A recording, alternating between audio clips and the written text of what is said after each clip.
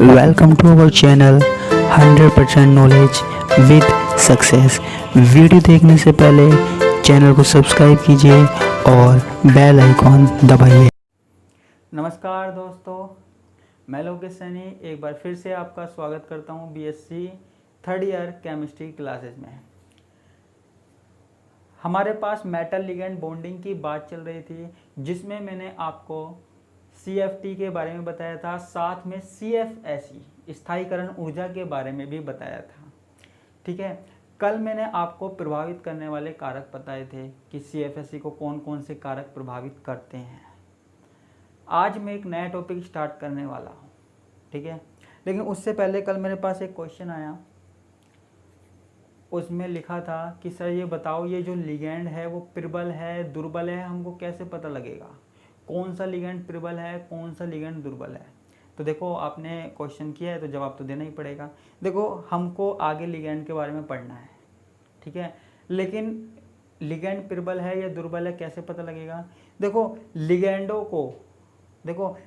को उनकी क्षमता के आधार पर, कैपेसिटी के आधार पर दुर्बलता से प्रबलता की ओर रखा गया है। एक श्रेणी बना दी है ना, एक श्रेणी बना दी जिसमें उसको दुर्बल से प्रबल की ओर रख दिया।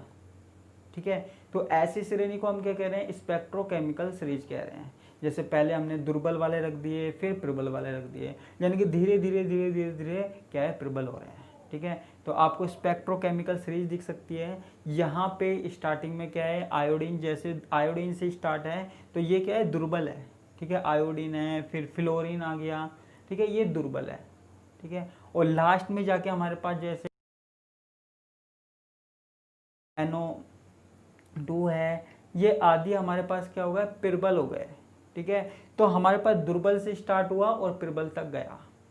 ठीक है, एक सीरीज बना दी क्रमवाई, जैसे हम कोई चार्ट बनाते हैं ना, टेबल बनाते हैं, ऐसे एक सीरीज बना दी, तो जिसको हम बोल रहे हैं स्पेक्ट्रो रासायनिक श्रेणी। तो इससे हमको पता लगता है कि कौन सा लिगेंड प्रबल है और कौन सा लिगेंड दुर्बल है। प्रबल लिगेंड होता है वो कक्षकों को ज़्यादा अंतर से विपाटित करता है, और दुर्बल लिगेंड होता है जो कक्षकों को कम अंतर से विपाटित करता है। ठीक है, तो ये आपके हो गए क्वेश्चन। अब आप बात आती है आज के टॉपिक की। देखो, वैसे तो ये यूनिट का अंतिम टॉपिक ही है, लेकिन इस टॉपिक को ख़त्म होने में 2-3 दिन लगेंगे। ज़्यादा तो मैं आज ही ख़त्म कर सकता था, लेकिन 1-2 दिन लगेंगे जिससे आप अच्छे से समझ पाओ। ठीक है, देखो, हमने जो VBT में कमी बताई थी स्टार्टिंग की क्लास में, हमने क्यों बताई थी, हमने इसलिए बताई थी ताकि उन कमियों को दूर किया जा सके, किसके माध्यम से, CFT के माध्यम से। इसलिए मैंने पहले कमियां बताई, फिर उसके बाद CFT के बारे में बताया। ठीक है, तो हमको अब वही काम करना है, हमें CFT के द्वारा कुछ कमियों को दूर करना है, कुछ कमी जो है VBT की उनको दूर करना है। ठीक है, तो उन कुछ गुणों की व्याख्या करनी है। ठीक है, तो CFT के आधार पर मैं यौगिकों की व्याख्या करूंगा, उनके गुणों की व्याख्या करूंगा। ठीक है, तो आज का जो मैं गुण ले रहा हूं वो है संकुलों के चुंबकत्व की व्याख्या, explanation of magnetism of complexes. ठीक है, इसकी व्याख्या मैं करूंगा। देखो, आपको पता है कुछ यौगिक अनुचुंबकीय होते हैं, कुछ प्रतिचुंबकीय होते हैं। ठीक है, यानी कि किसी में तो चुंबकीय गुण पाया जाता है, उसे हम बोल देते हैं अनुचुंबकीय, किसी में नहीं पाया जाता उसे हम बोल देते हैं प्रतिचुंबकीय। ठीक है, लेकिन अब कौन सा अनुचुंबकीय है और कौन सा प्रतिचुंबकीय है, हमें कैसे पता लगेगा, हम कैसे पता लगाएंगे कि कौन सा कितना चुंबकीय है। ठीक है, तो वही बात हम कर रहे हैं। किसी भी संकुल के चुंबकीय गुण के बारे में पता लगाना है तो हमें उसके चुंबकीय आघूर्ण के बारे में पता होना चाहिए। किसके बारे में पता होना चाहिए, चुंबकीय आघूर्ण के बारे में पता होना चाहिए। चुंबकीय आघूर्ण कैसे निकालेंगे, सबसे पहले हम फॉर्मूला देखते हैं। फॉर्मूला हमारे पास क्या है, mu is equal to √n bracket में n+2, ये हमारे पास क्या है, फॉर्मूला है। यहाँ पे n क्या है, अयुग्मित इलेक्ट्रॉनों की संख्या। ध्यान रखना, n क्या है, अयुग्मित इलेक्ट्रॉनों की संख्या, यानी कि जो अनपेयर्ड इलेक्ट्रॉन है, जो अकेले इलेक्ट्रॉन है, ऑर्बिटल्स में जो अकेले इलेक्ट्रॉन्स है उनको देखना है हमें, हमें सारे इलेक्ट्रॉन्स नहीं देखने हैं, हमें सिर्फ जो अकेले इलेक्ट्रॉन्स हैं उनको देखना है, ठीक है, और उनकी वैल्यू इसमें रखनी है। तो हमारे पास क्या निकल के आएगा, चुंबकीय आघूर्ण निकल के आएगा, ठीक है। आगे चले, मैग्नेटिज्म निकालना है हमको। अब देखो यहाँ पे सबसे पहली बात हम करते हैं D1 की, ठीक है। D1 में हमारे पास कितने इलेक्ट्रॉन है, एक। कितने इलेक्ट्रॉन है, एक। तो यहाँ पे मैं क्या करता हूँ, फॉर्मूले में वैल्यू रख दूँ, है ना। तो यहाँ पे अंडर रूट में क्या रख देता हूँ, 1 ब्रैकेट में 1 + 2 फॉर्मूला है हमारे पास, ठीक है। तो यहाँ पे हमारे पास क्या आ जाएगा, 1.73 आ गया। हमने एक वैल्यू रखी, सिंपल है ना। लेकिन अभी आगे आगे देखते जाओ, आप कंफ्यूज ना हो इसलिए। अब D2 की बात करते हैं। D2 कितने इलेक्ट्रॉन है, 1 2। कितने इलेक्ट्रॉन है, 1 2, ठीक है। तो फॉर्मूले में क्या रख देंगे, 2 ब्रैकेट में 2 + 2, ठीक है। तो आंसर हमारे पास क्या आ जाएगा, 2.83। ये हमारे पास क्या है, आंसर आ जाएगा, ठीक है। इसी तरीके से हम आगे भी रखते जाएंगे। Sorry, 1 minute.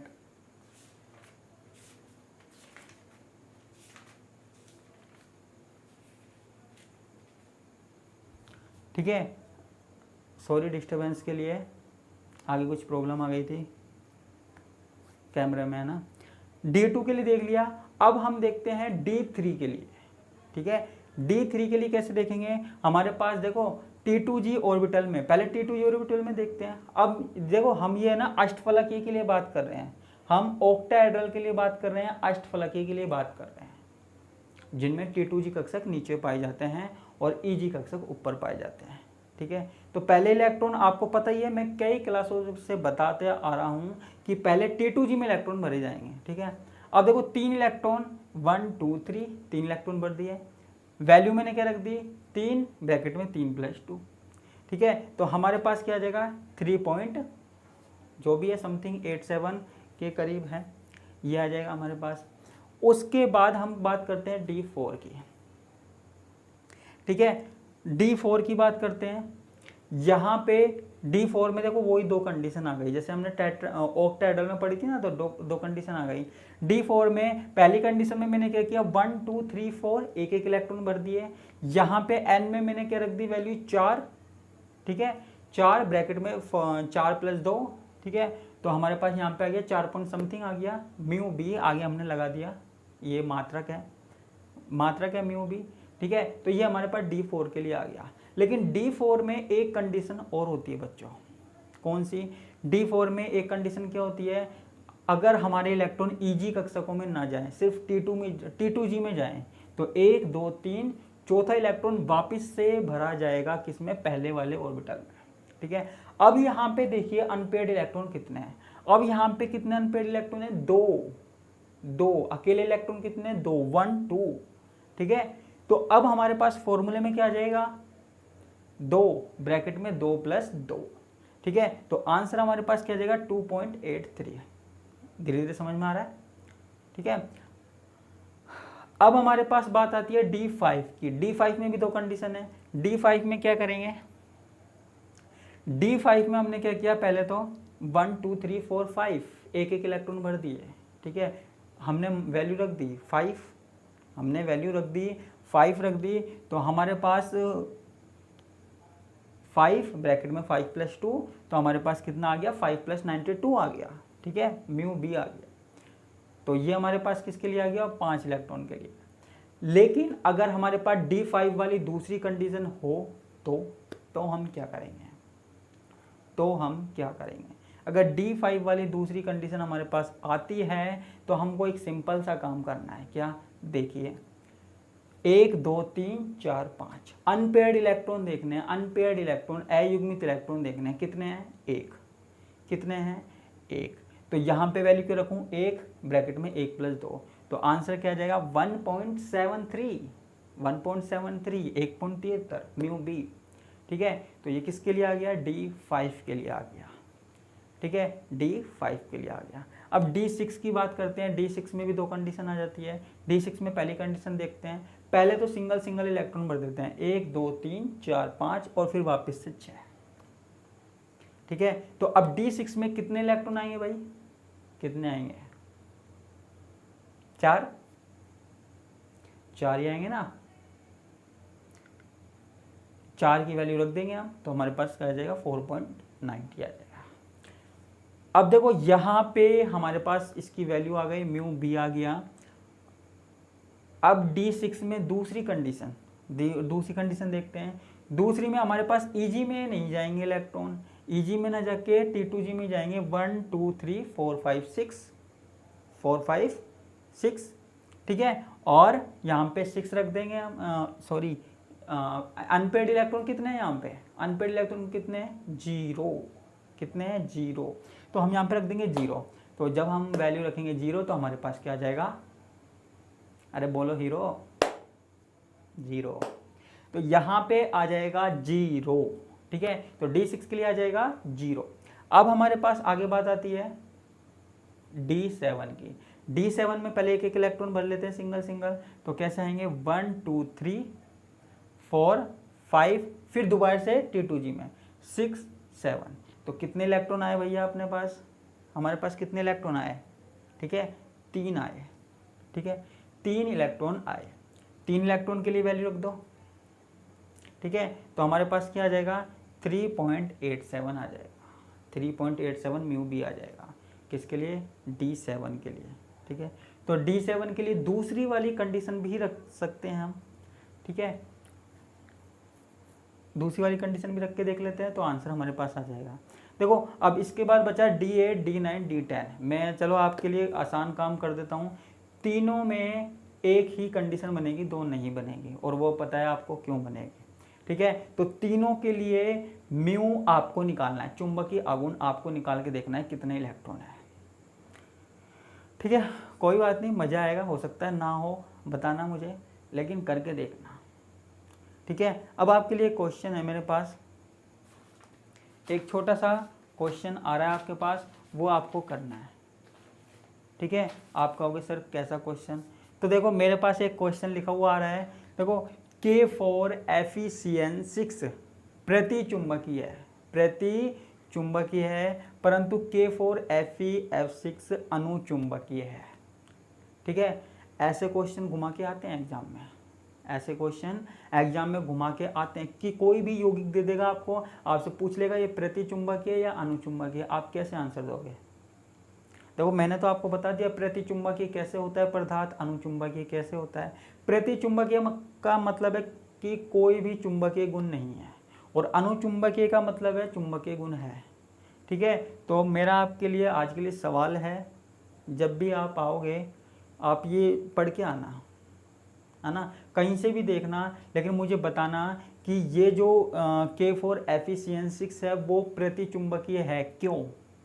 ठीक है, और जो FeF6 है, K4FeF6 है, वो अनुचुंबकीय क्यों। मैंने आपको कंडीशन बता दी अभी। ठीक है, तो आपको क्या करना है इसमें, आपको D जो इलेक्ट्रॉन है वो फॉर्मूले में रख के देखना है चुंबकीय आघूर्ण में। आप कहेंगे सर हमें कैसे पता डी इलेक्ट्रॉन कितने हैं, आपको डी इलेक्ट्रॉन किसके देखने हैं, Fe के देखने हैं, दोनों में Fe के देखना है। आप कहोगे सर हमें कैसे पता डी इलेक्ट्रॉन, भाई तुम 3rd ईयर में हो, भाई साहब तुम 3rd ईयर में हो, तुमने 2nd ईयर में कोऑर्डिनेशन कंपाउंड पढ़ी है, उपसह संयोजक यौगिक पढ़े हैं, जिसमें तुमने कोऑर्डिनेशन कंपाउंड पढ़ा था पूरा का पूरा। चलो बाकी के पेपर तुमने नहीं दिए, लेकिन इनऑर्गेनिक केमिस्ट्री का पेपर तो दिया होगा, जिसमें कोऑर्डिनेशन कंपाउंड की बात हुई थी, उपसह संयोजक यौगिकों की बात हुई थी। तो वही बात आपको यहाँ पे करनी है।